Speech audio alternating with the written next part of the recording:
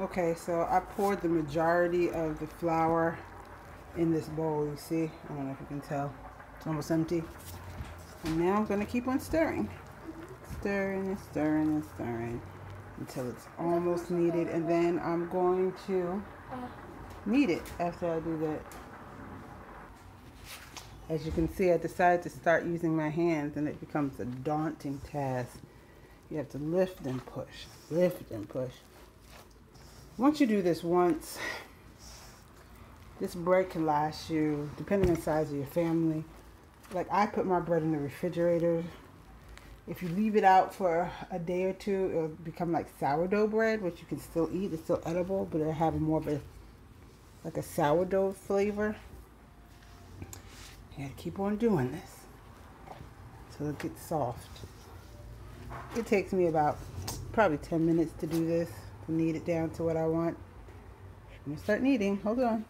At some point, you can take the dough if you want, and you can put it on the counter. I got my daughter to help me. See, say hi, Zuzu. Hi. You just keep on. It's a lot of, like I said, this will last us. Like I'm gonna use it for lunch today. See, we had to get more flour. I'm gonna use it for lunch today. I might use it for rolls for dinner. But in our house right now, it's me, my husband, two of my daughters, my daughter-in-law, and two of my sons. So how many people is that? 1, 2, 3, 4, 5, 6 people who are eating. If you count my infant, he eats a little bit. It's about 6 people. So I'm gonna make it for lunch. I'm gonna have it for dinner, and I'll probably have some more dough for breakfast and lunch tomorrow. So you just keep on. Susan, what are you doing? Here, hold on. Stick back on, so I found the sticky part. Let me show you. Videotape me. Not me, but my hands. So you just have to. It's all about the strength of the knead. You just keep on doing this until the dough isn't sticky.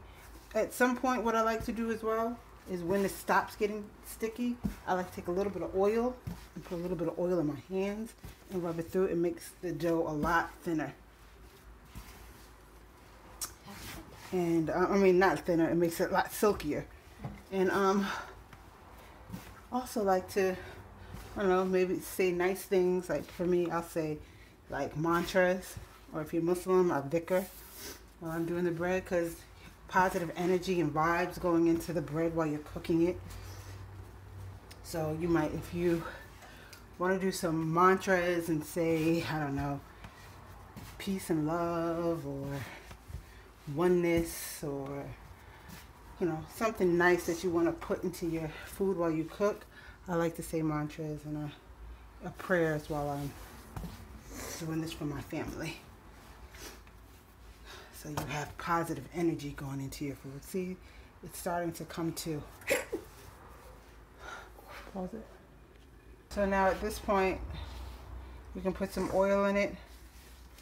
Like I don't know. Like I said, I don't measure things. So I'll just rub some on the top and massage. You don't have to do it. Oil is not necessary. But like I said, I like to do it because it makes the dough smooth. I'm making a mess.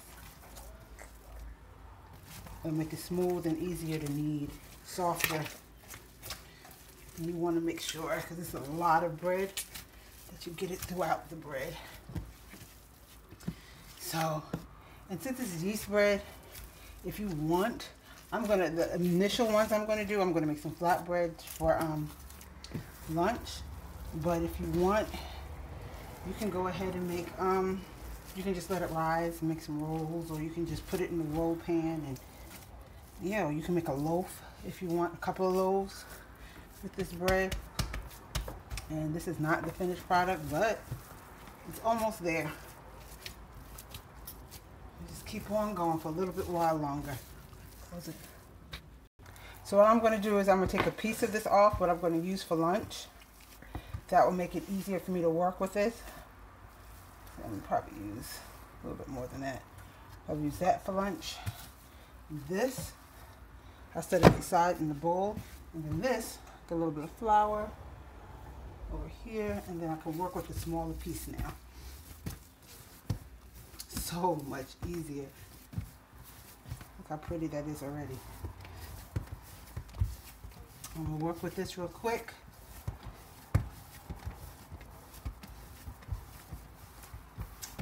And like I said, I'm not a professional, but this, you take a little while to do this, and then it makes the rest of your week or your couple of days much easier.